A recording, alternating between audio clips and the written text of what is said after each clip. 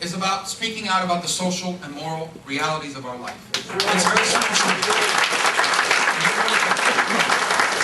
Here's what it is. You cannot separate the social and moral well-being of people from their economic well-being. And the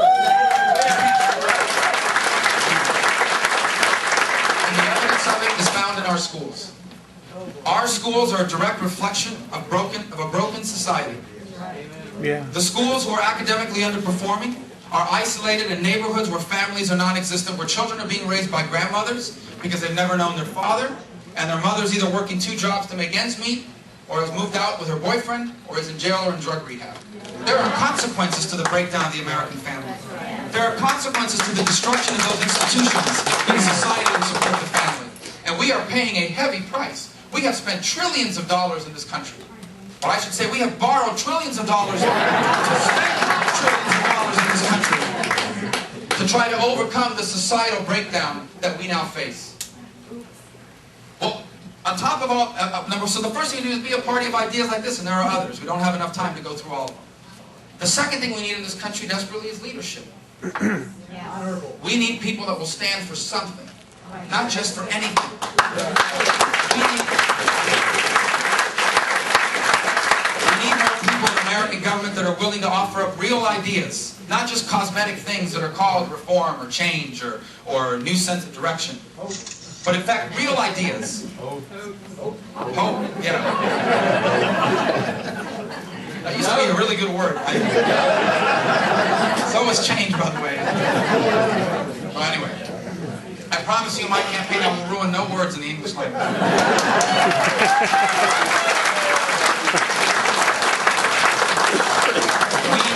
We need more people in American politics that understand that the purpose of service is not how good they look, but how well we do. And that's sorely missing in American politics today. Now, what about the Republican Party? Because we're also being told, this is a Republican thing. Yeah, it is. Okay.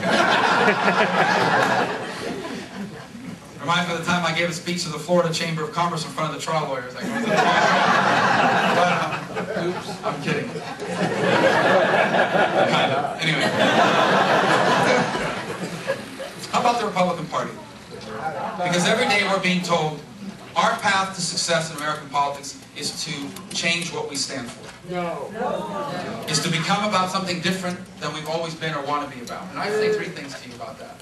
The first is politics has always been about choices. Politics is about choices. Elections are especially about choices, hopefully between competing points of view. That's what our people deserve. And I say that to you because I always tell them, and I have friends who are left-of-center Democrats, and I tell them, if you're a left-of-center Democrat, if that's what you believe in, that's what you've got to be. I believe in our republic. I have confidence in our people. And if you stand for what you stand for, and I stand for what I stand for, they will decide. And there's great wisdom in our people, and they've always, at the end of the day, made good choices about these things. Where we get into trouble is when you pretend you're one thing when you're really another. And then we let you get away with it.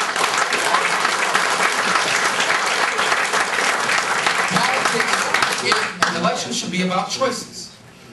And the people who agree with us, the people who believe that government should be limited by its Constitution, that our rights come from our Creator, that the way you stimulate the economy is by getting out of the way of people, not by getting in their way. Those people deserve a voice in American politics. And if the Republican Party is not going to be their voice, who's going to be their voice? And for people who believe that government should at least be an advocate for it, not passing laws or programs, but at least an advocate for it, at least a fan of, at least a supporter of strong social and morally strong people. They deserve a voice in American politics. And then there's a fundamental question. If you believe that the president, if you believe that the Congress are the ones who create jobs and opportunity and prosperity in America, you're already represented in American government. You already got people speaking that. You've got a very articulate spokesperson that speaks for those things. The more we are like that, I know we still got to give the speech, guys. Come on. I think you do. What about if the more we become like them, the less there's a need for us. The more the Republican Party resembles the Democratic Party, the less need there is for a Republican Party. And you want to know the proof of that? Because numbers do not lie. Numbers do not lie. If people cannot identify what you stand for, if you are not a movement that they look to and say, that is a movement A collection of people not only believe what I believe in, but are good at articulating it and believe in it passionately and are fighting for that. There's no reason for people to join you. People don't need to be a part of another club. They don't need another identity in their life. And the numbers bear that out. In Florida, we have lost registration numbers because the politics of moving to be more like them doesn't work. The people who want to be more like them already have to go.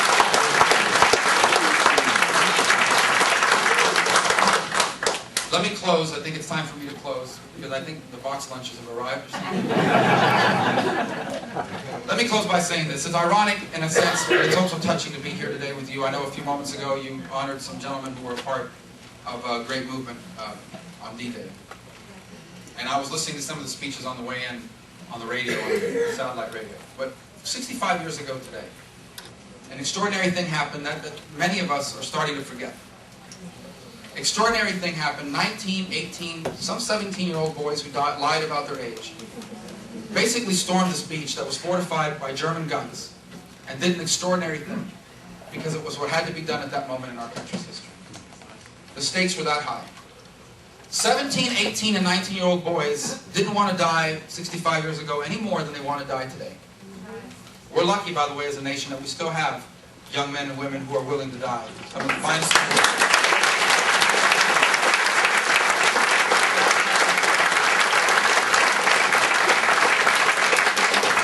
But D-Day is more than just a military operation or a great war. It's a reminder of a great tradition in American history. That each generation of Americans has done what had to be done at that moment to ensure that the next generation of Americans would have all the opportunities they had, plus some. I use the example of my parents because not only is our lives uniquely American, but it's not unique. That's what's so American about it.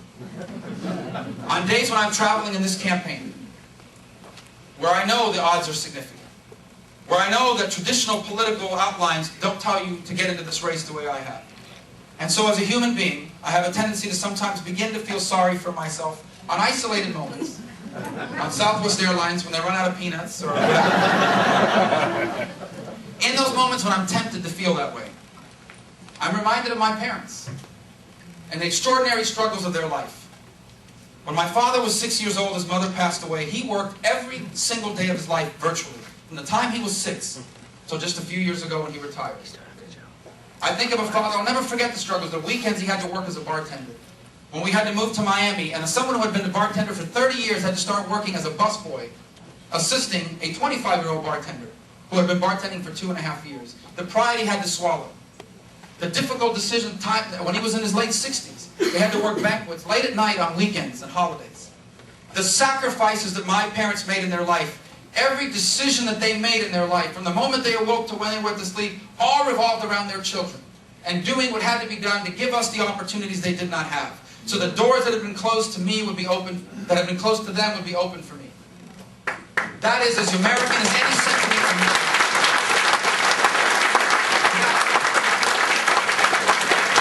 And that is what you and I face right now. That is what we face right now. The greatness of our people has not diminished. The greatness of the American people has not diminished one bit. I saw it yesterday in Orlando at a conference of parents of disabled children and their advocates, unsung heroes whose stories will never be told, that every single day change more lives in more ways than any politician ever would.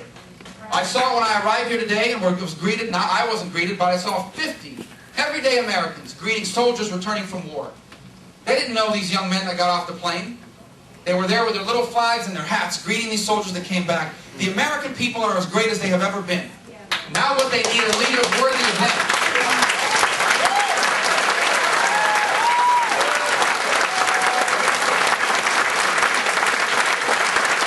Now what the American people need are leaders worthy of the greatness of our people. I close by saying this. It is not inevitable that our political process be degraded in this way. It is not inevitable that the scourge of modern politics be leaders that will do or say anything to get elected and manipulate public opinion. That is a choice that we will make or not make. It is not inevitable that America will be permanently diminished. That is a choice that we must make or not make. And that's what my campaign will be about giving you one of what I hope will be many choices for a new direction for our party and our country. And so over the next few months you will hear from me. I will ask and need your help. Thank you so much for having me here today.